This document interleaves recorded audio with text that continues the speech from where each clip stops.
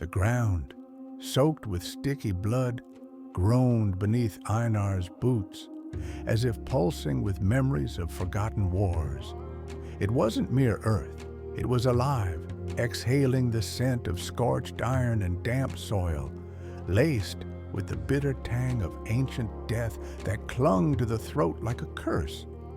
The wind, cold and sharp, carried a strange whisper, as if the spirits of fallen warriors still murmured secrets, their words fading before they could be understood.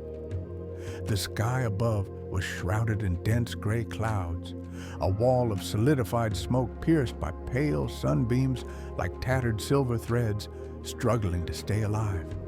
The wounded night advanced with heavy steps, each one sending a haunting echo, like the beat of a funereal drum reverberating through forgotten valleys of time.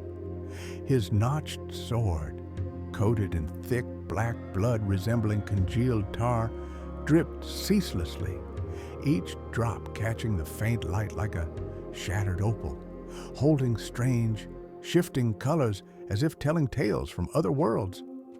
He halted abruptly, his body trembling as if an unseen force gripped his soul, his pierced eye oozing black blood that wove twisting patterns across his polished visor like a map of a forbidden realm, its lines writhing like the veins of a mythical creature trapped in an iron cage. He was no mere warrior, a specter from another dimension, his cracked white armor resembling the shell of an abandoned cosmic egg, etched with interlocking lines like the nerves of a petrified heart or pathways of dead stars. Each movement emitted a faint metallic groan, as if the armor itself refused to exist in this world. His black visor was no shield. It was a warped mirror reflecting the overcast sky, and in its fractured reflections, alien eyes seemed to watch from unknown depths. The black blood from his eye wasn't mere blood, it was cosmic ink, tracing symbols that formed and faded on the visor, a living language refusing comprehension as if writing a forbidden tale that shifted with each pulse. Einar stood rigid, his twin swords raised like the wings of a hawk poised to strike, but he stepped back, his boots slipping on the blood-slicked grass, as if the earth sought to hold him. His glowing green eyes flickered with defiance and unease, sweat plastering his long blonde hair to his pale face like wet golden threads forming a fragile mask. His heart pounded as if the surrounding silence hid a lurking danger. He raised his voice, sharp with mockery and tension. "What in the hells are you? A ghost? A walking corpse? Or a trick to drive us mad?" He shot a glance at the wounded knight, then turned to the other knight before Makti, still as a statue carved from shadow and blood, his eerie calm sending shivers through Einar's bones. Hassan, at a distance, stood firm as stone, cradling the unconscious girl in his strong arms. His massive warhammer hung on his back, its gleaming head like volcanic glass, etched with night-black iron. The girl's long black hair draped over his shoulder, tangled with dried blood softened by Mahdi's sharp, herbal-scented salve that filled the air. His dark eyes scanned the scene with a hunter's caution, his right hand moving slowly toward the hammer's handle, his body taut like a wall bracing for collapse. He spoke, his voice calm but laced with warning. "Makti, don't trust them. Something's wrong here, something bigger than we can see." The first knight raised his head with agonizing slowness, his black visor reflecting the gray sky like a shattered mirror. Suddenly, a deafening scream erupted from his throat. "Khazar!" The scream was a shockwave, tearing through the heavy silence, a mysterious energy radiating from it, shaking the ground until they felt their bones rattle like dry branches in a storm. The winds stilled abruptly. The grass quivered as if alive, seeking escape. and the dense clouds cracked, bleeding black shadows like tar.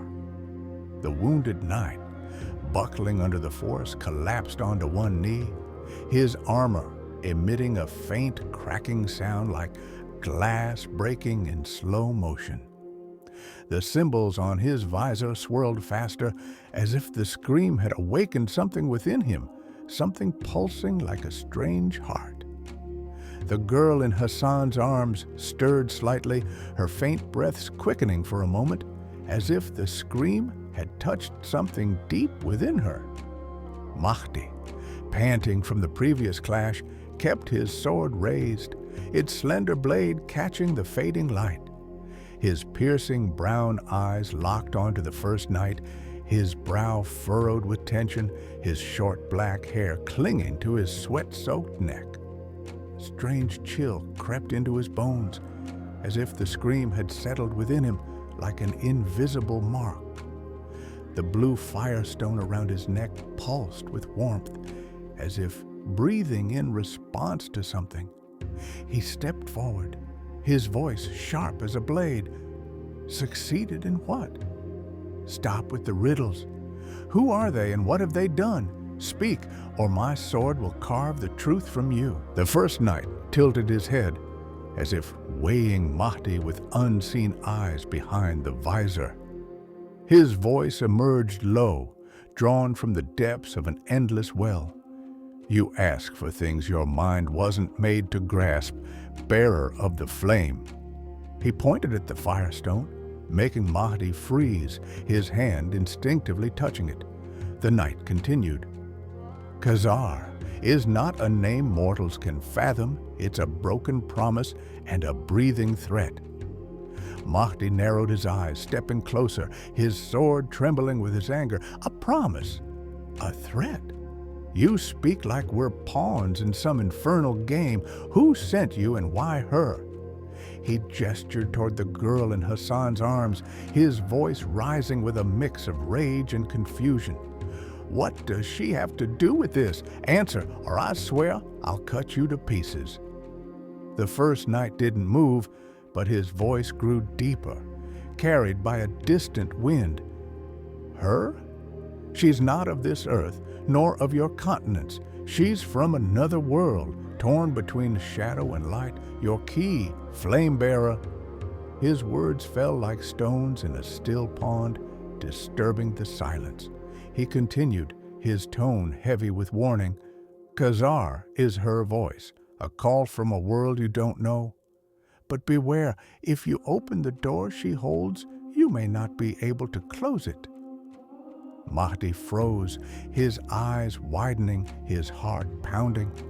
The knight's words stirred something within him, memories of his dreams, visions that had haunted him for years, images of the girl standing at the edge of a strange world, her hand outstretched as an invitation.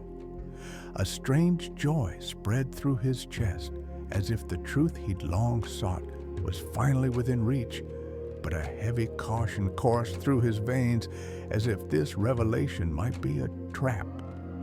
His hand tightened on the firestone, its pulse quickening, as if the stone itself responded to the knight's words. He spoke, his voice trembling but firm. A key, another world. You speak as if you know my dreams. How do you know her, and why should I trust you? His mind raced, joy at the possibility that the girl was a link to the world he'd seen in his visions, but a deep fear of the unknown danger made him step back half a pace. The first knight let out a sound like laughter, faint and strange, like wind moaning through an abandoned cave. Trust me. Don't trust Flamebearer, but the stone you carry knows her. She's not here by chance. She came for you, but the shadows hunt her too. He raised his armored hand, pointing to the distant hill where shadows stretched with the sunset, like black fingers clawing at the earth in insatiable hunger. He added, search where the shadows end, but every step toward Khazar brings you closer to your end. Einar, taut as a bowstring, exploded. "What is this nonsense? Kazaa! Kay, enough games. If you got nothing useful, I'll cut out your tongues and be done with it." His swords were raised, his eyes blazing with anger and confusion, his steps pacing back and forth like a caged beast. Hassan, adjusting the girl in his arms with care, spoke calmly. "Makti, if she's a key, why does she feel like she carries a curse? Something about her isn't right." He looked at her face, her closed eyes holding a strange calm, as if she dreamed of a world they couldn't see. The wounded knight, now resembling an embodied shadow, took a step forward, his armor faintly glowing, as if haunted by an unfinished battle. His body swayed, as if pulled by invisible strings, his limbs moving asynchronously, as if not fully connected. The blood on his visor formed symbols that vanished as soon as they appeared, a living language refusing comprehension. He spoke in a hoarse voice, each word a struggle. "May luck be with you, for you'll need it more than you know. Khazar is not a name, it's a summons." The first knight added, his voice cold as the wind. "You've proven your strength, but the shadows await. She is your key, but she may be your ruin." Then, in a synchronized motion, as if they were shades of a single soul, the two knights turned, mounted their armored steeds, beasts of iron and smoke, and vanished beyond the hill, the echo of hooves fading like a distant wail in the wind. The silence that followed was charged, as if something lurked in the shadows, waiting for the next moment. Makti stood still, his hand still on the firestone, his eyes fixed on the hill. His heart was torn. Joy pulsed within him, as if the dreams that had long haunted him were becoming tangible, but a heavy fear dragged him back, as if the knight's words were a warning of a fate he couldn't imagine. He turned to Hassan and Einar, his voice low but firm. A key? From another world?" His words were half question, half confirmation, his eyes gleaming with a mix of hope and dread. He added, "If this is true, she might be the path to what we seek, or to our end." Einar stopped pacing, his sword still raised. "Another world? A key? Makti, are you buying this nonsense? These knights are toying with us." But he couldn't hide the unease in his eyes, as if the knight's words had stirred something within him too. Hassan, adjusting the girl in his arms, spoke calmly. "Makti, if she's a key, why does she feel like a curse? Something about her isn't right." He looked at her face, her closed eyes holding an eerie calm, as if dreaming of a world they couldn't see. Makti shook his head, his eyes still fixed on the hill. The firestone pulsed strongly now, as if urging him forward. He spoke, his voice carrying a new edge of resolve. "I don't know if I believe them, but I know my dreams. I saw her, there, in the world we seek. If she's the key, I won't abandon her." But he paused, his eyes shifting to the girl, and added in a more cautious tone, "But if she's a trap, I'll be ready." The wind returned, cold and heavy, carrying the scent of sulfur and earth. The sky above stirred, clouds intertwining as if weaving a new tapestry, as if the world itself prepared for something coming. Einar, still restless, sheathed his swords but remained alert. So, what's next? Follow them? Leave her? Decide, Makti, before they return with an army of shadows? Makti took a deep breath, his eyes scanning the horizon. The firestone pulsed with a heat he'd never felt before, as if urging him to decide. He spoke, his voice calm but charged with resolve. "We don't follow them. They know our destination, the city of the fallen king. Someone's watching us. but we won't walk into their trap. He turned to Hassan and Einar. We go to Khazad-dûm. Zaid is there. He'll understand what this means. Hassan nodded, his hand still on the hammer's handle. Khazad-dûm? A place full of secrets. But if there are answers, it's the only place. Einar muttered sarcastically, but began preparing his horse. Khazad-dûm? That glowing graveyard? I hope it's worth it, Makti. But he moved quickly, checking his swords with mechanical precision. They set off at once, avoiding the main roads, taking narrow paths through rugged hills. The rocks around them jutted like the broken teeth of a giant, and the wind carried the scent of sulfur and earth, as if the ground itself exhaled ancient rage. The gray clouds hung low, the sun struggling to pierce through like tattered silver threads. Whenever the girls stirred, Makti paused, mixing water with a sharp, mint-scented herb, pouring it between her lips. Her face, cracked with dried blood, looked like a shattered mask, but her breaths were steady, as if she dreamed of another world, perhaps the one Mahdi had seen in his visions. The journey was grueling, the cold seeping through their worn clothing, the rough terrain slowing their panting horses. Einar, guiding his horse through the rocks, muttered sarcastically, "Why this cursed path?